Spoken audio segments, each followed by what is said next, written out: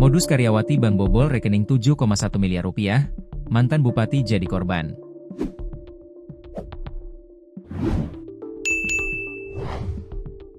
Modus karyawati bank di Jambi bobol rekening nasabah hingga 7,1 miliar rupiah, paslukan slip penarikan termasuk juga memalsukan tanda tangan nasabah.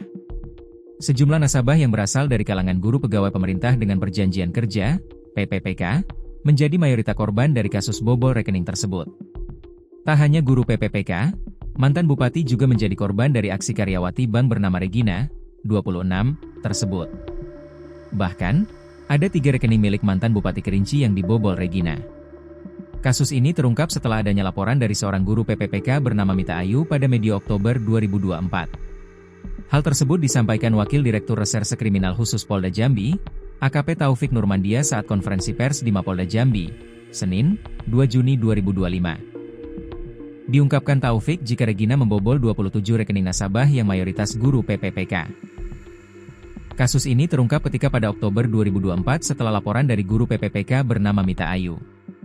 Saat itu Mita mengeluhkan adanya pemotongan gaji bulanan untuk cicilan pinjaman yang justru tidak pernah diterima. Inilah menjadi awal mula terbukanya kasus ini. Korban atau nasabah bingung, gajinya dipotong untuk angsuran, tetapi pinjaman tak cair atau tidak masuk ke nasabah, ujar Taufik. Kepala Cabang BPD Jambi KC Kerinci saat itu, TNR Artanti, menindaklanjuti laporan tersebut melalui Head Credit, Dian Permatasari. Mereka lalu melakukan penelusuran melalui sistem transaksi perbankan, T24. Satu di antara korban pembobolan rekening itu adalah mantan Bupati Kerinci, Adi Rozal. Adi Rozal memiliki 3 rekening Bank Jambi yang dibobol Regina.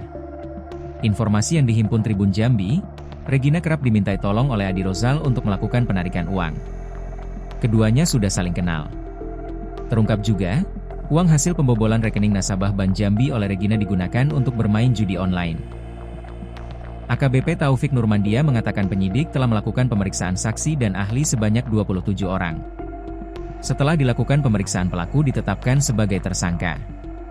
Tersangka Regina menggunakan uang tersebut untuk keperluan judi online.